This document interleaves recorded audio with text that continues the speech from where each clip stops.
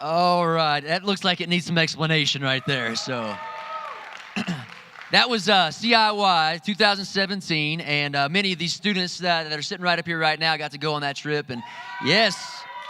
I just got to thank you guys, because many of you all made it very possible for these guys to come. Your donations, your willingness to help support, and I got to let you know we had 16 students from our church that just got started in September. I don't know if you all understand how ridiculous that is, and every single one of them encountered Jesus in some way that just propelled their faith a step further, or some of them just like generations further. And we're so thankful that you all would afford us that opportunity to go. That right there was an Irish jig that I'm never going to make you all see again. Like, you all don't have to be exposed to that again. But that was because our mission this year was about Ireland. We wanted to do the same thing that we got a chance to do in Durango in Ireland. And so we were raising funds for that. So after we happened to win the ultimate Frisbee competition, which might have been the most significant thing that happened all week, all right? We sang that in honor of the Irish people that we want to go and support. So thank you guys again for doing that. I want to encourage you. One of our main focuses here, we've got nations, we got neighboring, but next generation is one of our main focuses. And so if you get a chance and you see one of our youth that are here, ask them if they went to CIY, and just ask them, hey, what did you learn? What did God speak to you? What happened that week? And make sure you got like a couple hours and some coffee, because they might talk your ear off in that regard. So cool. The other thing I wanted to do is I want to introduce you guys to our speaker today.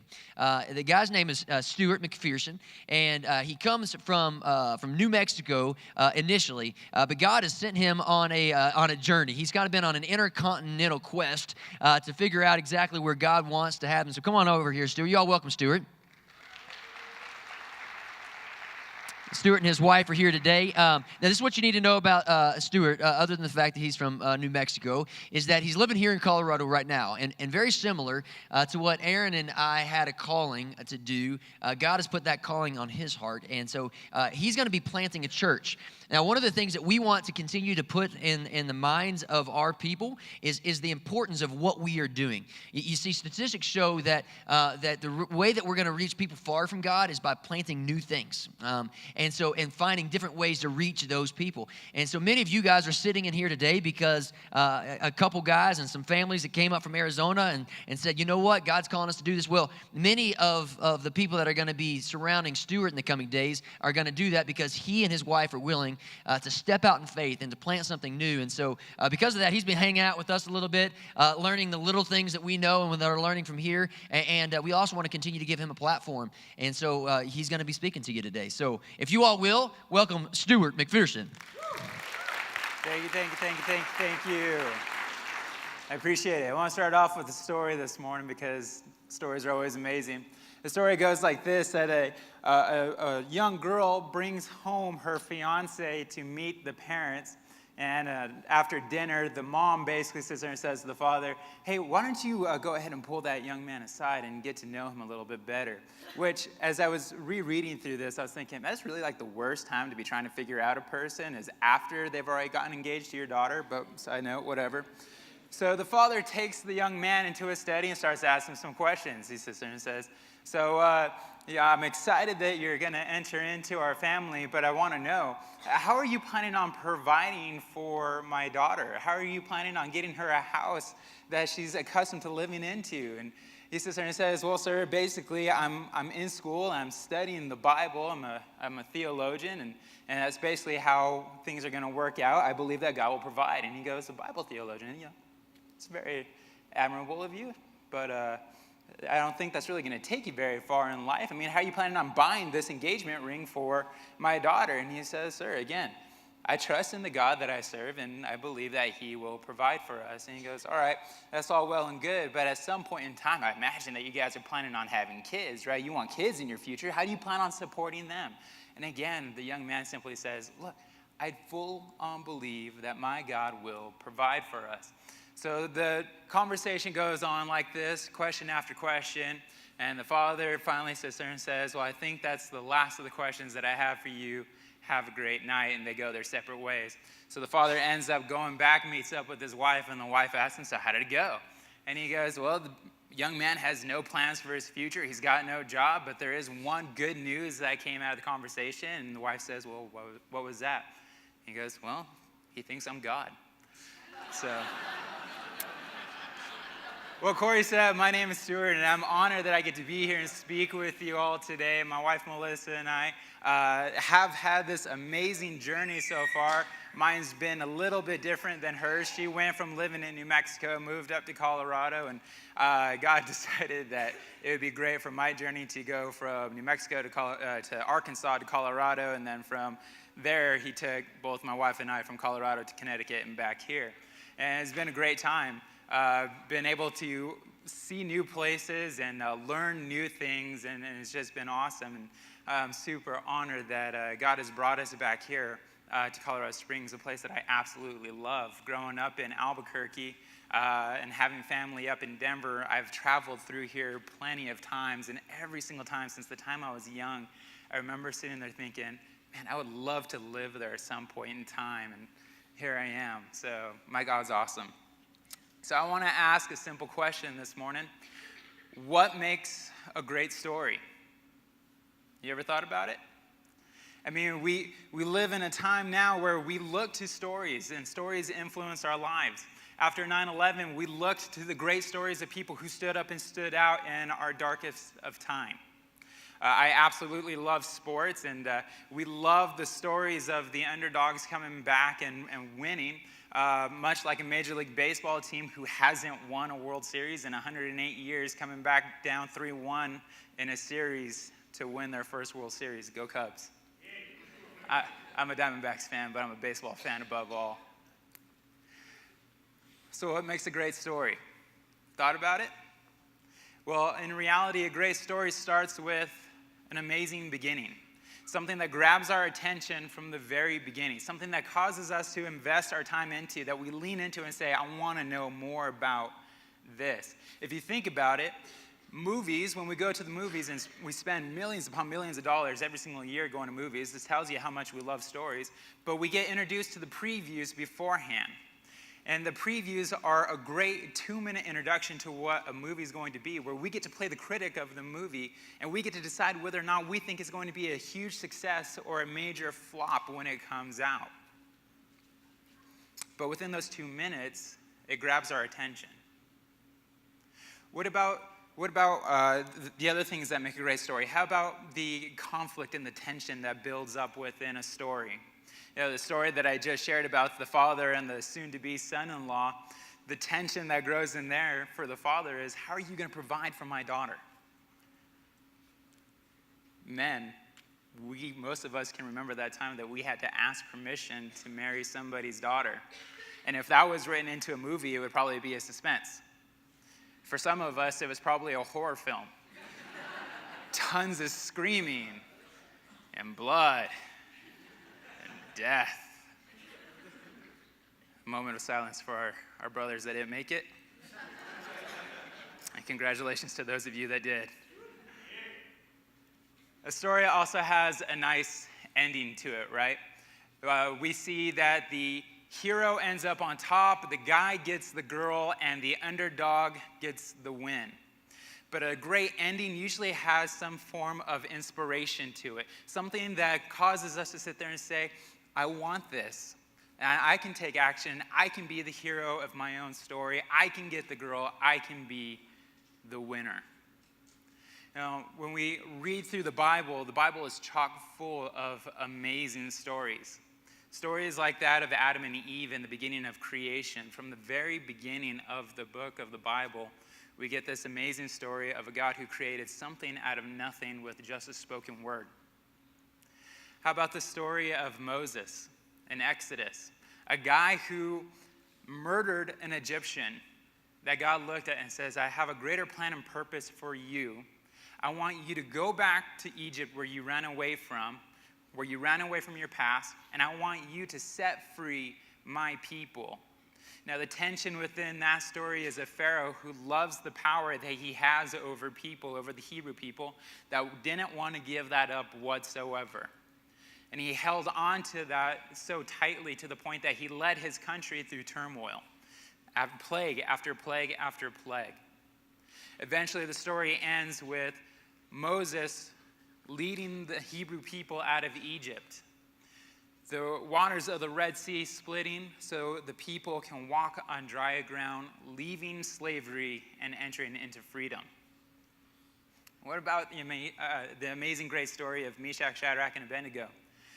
3 guys who decided that they were going to worship their God above all else, that even when their king that they are serving at the time set up an idol of himself, they refused to bow down, which basically ultimately led to them being thrown into a fiery furnace, but they didn't get burned because their God protected them. The Bible is chock full of amazing stories. We got Noah and the ark, David versus Goliath, Jonah and the fish, and so on and so forth. So let me talk to the believers in the room for a second. Have you ever thought about the importance of your story? You see, I believe that our story is the greatest tool that we as believers have in our arsenal when it comes to reaching out to our unbelieving friends and family. Now, that's not me trying to lessen the importance of the Bible. It's not me trying to lessen who God is, but it's me trying to show you how important our story is. I want you to think about it for a second. Your story might be the most inspiring thing that somebody's ever heard. Think about it. Your story probably has something where you went from living one style of life to being something completely different. You know, the amazing thing about your story is it's your own. Yeah, there might be some people that have a story that's similar to yours, but nobody has a story that impacted themselves quite like your own. Your story might include drug abuse, an addiction to porn, financial debt, marriage struggles, or maybe even murder. It's your story about where Jesus entered into your life and took you from one place to another. It might be your story that somebody needed to hear that makes them sit there and say, you know what? I think I do want to know a little bit more about this Jesus guy. The other amazing thing about your story is it can't be disputed. I love watching the History Channel and Discovery Channel because time after time, they put up these shows where what they try to do is they try to disprove the Bible. And I love their efforts, and it's always fun for me to watch. But try as they might, they can't do it. However, your story can't be disputed.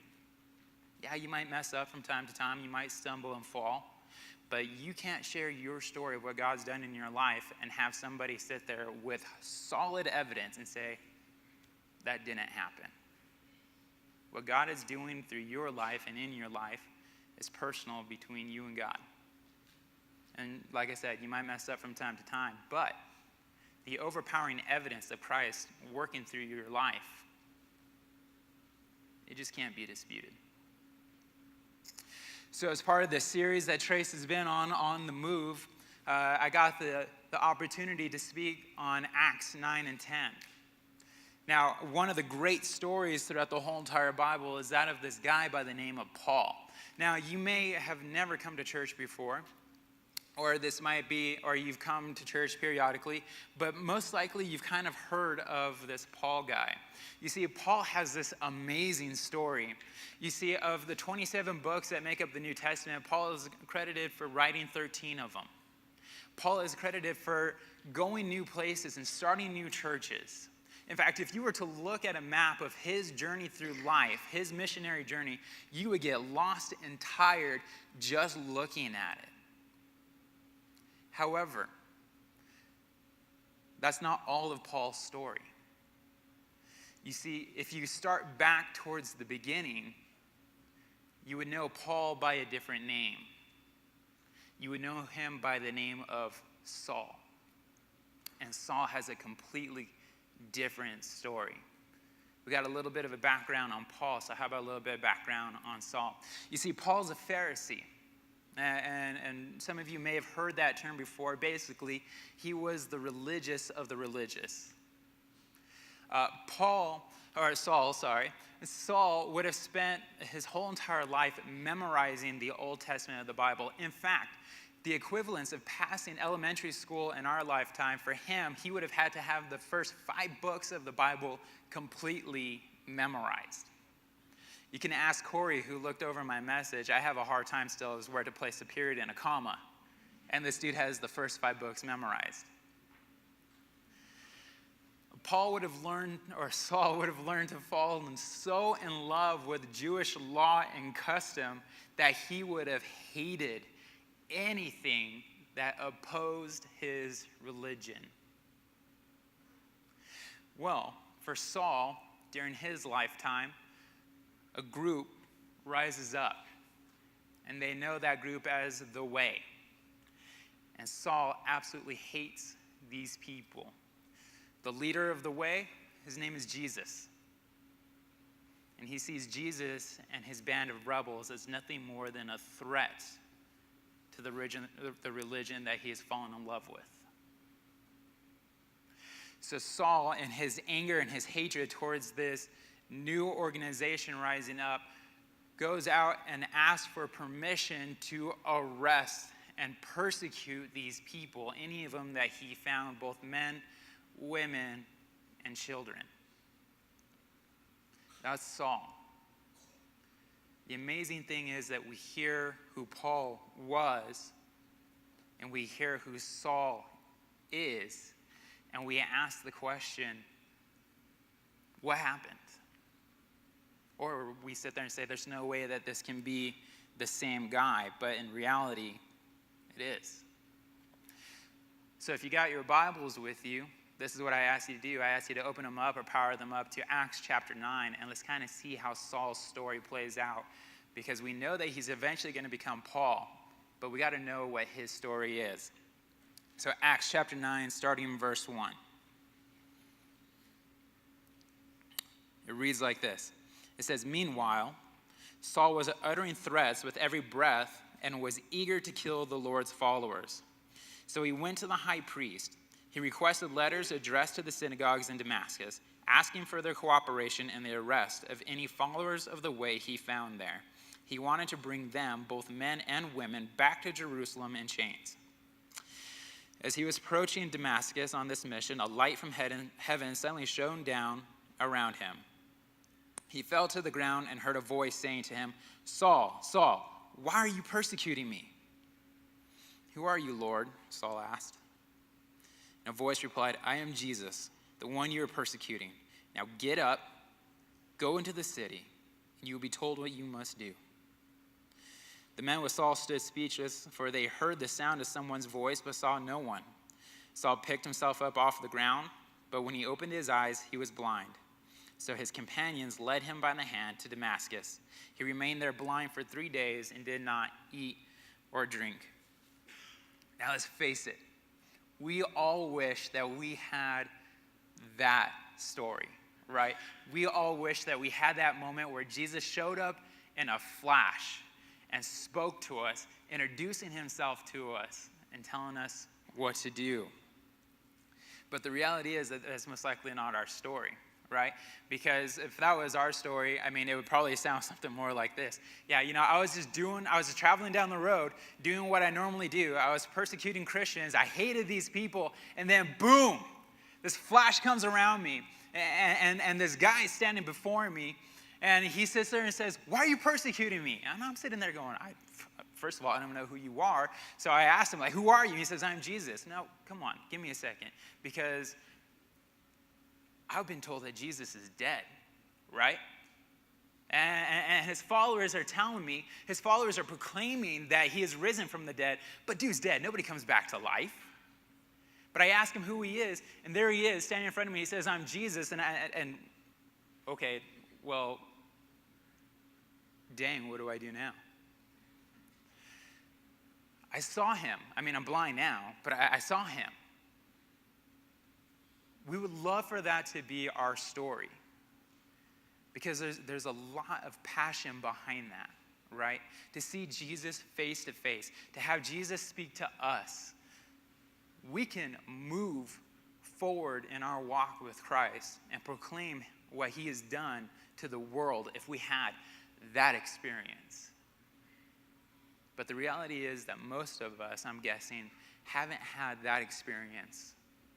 But what we have in common with Saul is that come to Jesus moment. That point in time in our life where we clearly heard and felt Jesus enter into our lives and sat there and say, I've got something bigger and better planned for you.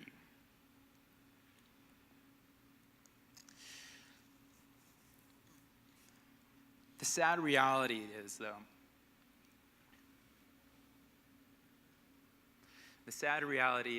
that sometimes we act like Paul or Saul at this moment, where Jesus entered into our lives and we're now asking the question, so what do we do now? Now what? I feel you talking to me. I feel you tugging on the strings of my heart, but now what? Because Jesus tells Saul, go to the town and I'll tell you what you must do. Now what, though? What am I supposed to do with this moment? And some of you can probably relate. You've been a follower of Christ for many years, but the question that's still weighing heavy on you is, what am I supposed to do with this? And the sad reality is that sometimes we allow the mistakes of our past or our current circumstances to hold us back from God's purpose for our life. Now, the chapter continues on, chapter 9, and it says that God calls out to one of his followers, a guy by the name of Ananias. Now, we've got the story of Saul, and now we're going to do this side step, and we're going to look at a different story of this guy by the name of Ananias. And he's a follower of Christ. And God calls to him and says, hey, I got a job for you. There's this guy by the name of Saul that has just entered into Damascus, and I want you to go to him, because I got a plan for him. Now, Ananias sits there and basically in fear and hesitation sits there and says to God, heard about this dude, right? Like, heard what he's been doing, terrorizing everybody who follows you. So you want to send me into the lion's den? You want to send me to face Goliath? I don't know if I like this very much. Now pause. We're talking about great stories. I guarantee at this point in time, for Ananias and his story that God's writing, I bet you he wishes it was very similar to an adventure book, right? Where he could flip over to like page 121 and sit there and go, let's see how this plays out for me if I decide to do what God tells me to do. So Ananias goes and blah, blah, blah. I don't like that. Let's flip to 242. See, okay, so Ananias does what God tells him, or doesn't do what God tells him to do, and I don't know I like that either. He doesn't have that opportunity. He has to make a choice. And his choice is to either do what God is calling him to do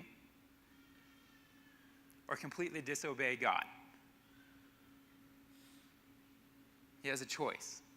And some of us are faced with the exact same type of choices today. It may not be the same choice that Ananias has to make, but God has placed in a choice between us, and we have to choose between option A or option B. Ananias chooses to do what God tells him to do. He goes to this guy by the name of Saul. Now let's look at the significance of that. God's purpose for Saul is to reach out to the Gentiles and kings. So let me ask a question. I want you to play along with me, if you will. If you have any kind of Jewish heritage running through your family bloodline, raise your hand. Not very many of you. But for those of you that did raise your hand, the good news is maybe, and that's a strong maybe, you would have heard about this Jesus guy. For the rest of us in the room, if Ananias wouldn't have done what God was telling him to do, the reality is that maybe, and this is a very strong maybe, we would have never heard about Jesus. That's the significance of Acts chapter 9 and 10. This is God commissioning people to go out into the world and reach those who are far from him.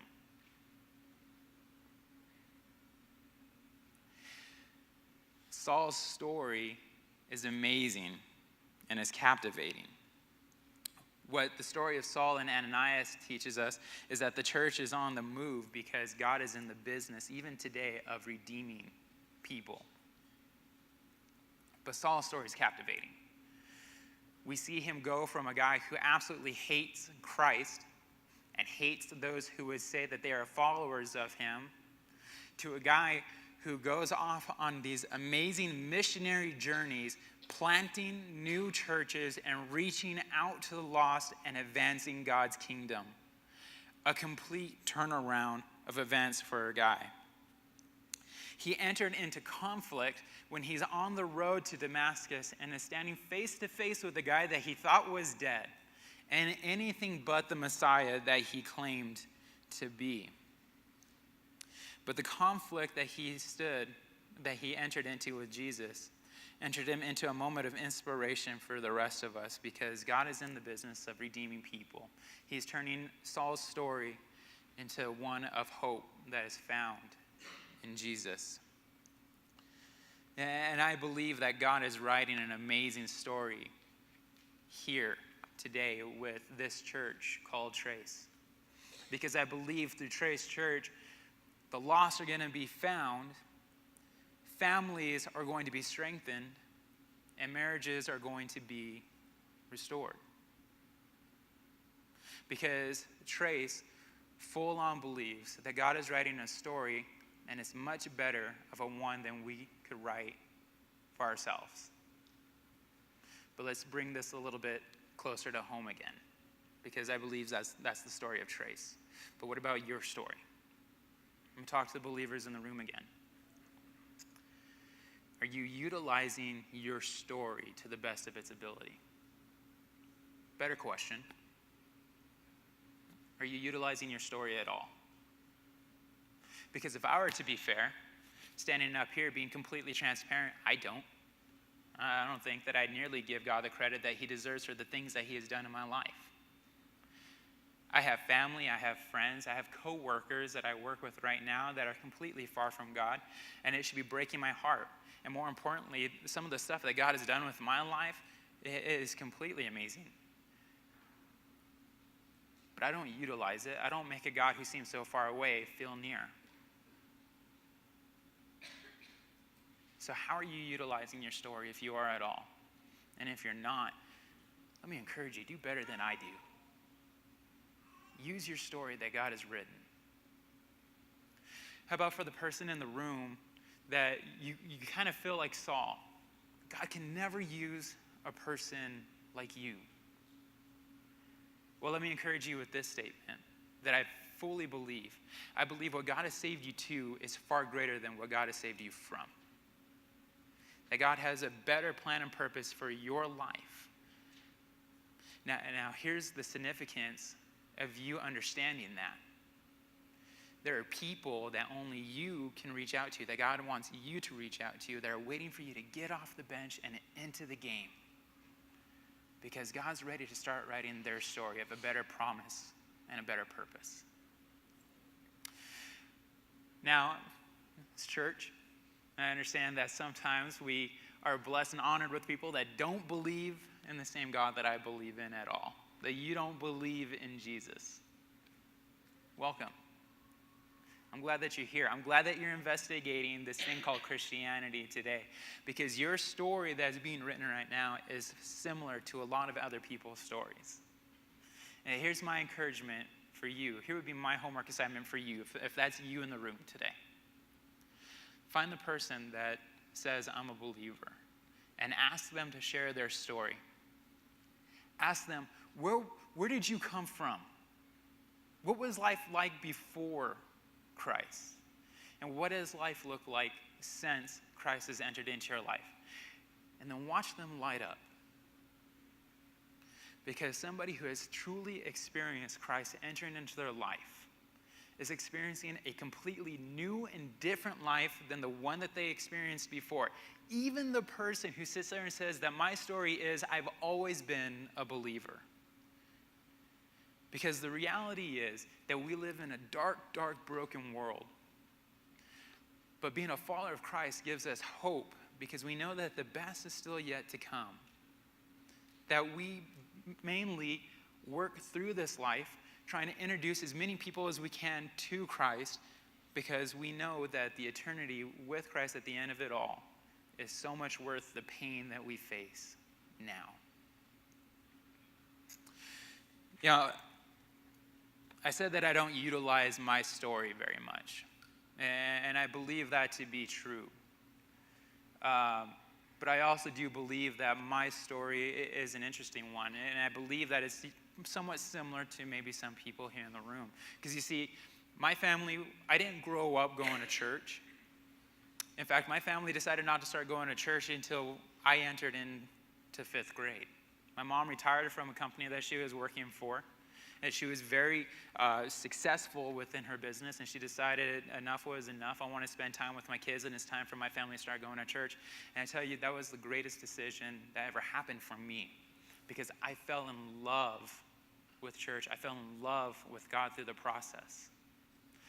So much to the point that when I was in high school, I told my teacher, get this, I told my teacher, I want to be a pastor. I believe I'm going to grow up. I'm going to be a pastor someday. Now imagine the disbelief on my teacher's face upon hearing that, especially since I was the class clown. I didn't believe it. I felt it, but I didn't believe it. I didn't believe it so much that I pursued many other things other than what it was that I felt God was calling me to do. I thought music education. Failed at that. I thought I can own a business much like my parents are doing now. Failed at that. Well, I didn't fail at that. I got bored with that.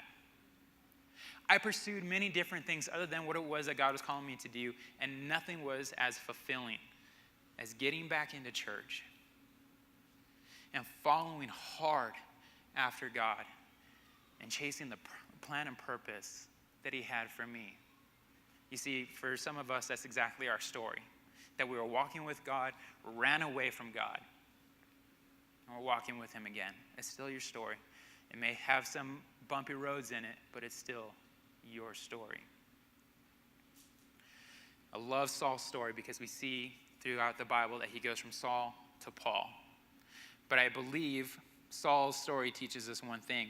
And if you've been coming to Trace for some time, you know that Aaron and Corey always love to leave you with one thing. That if you sat here and got nothing out of the message, that you would at least walk out of this place today knowing at least this one thing.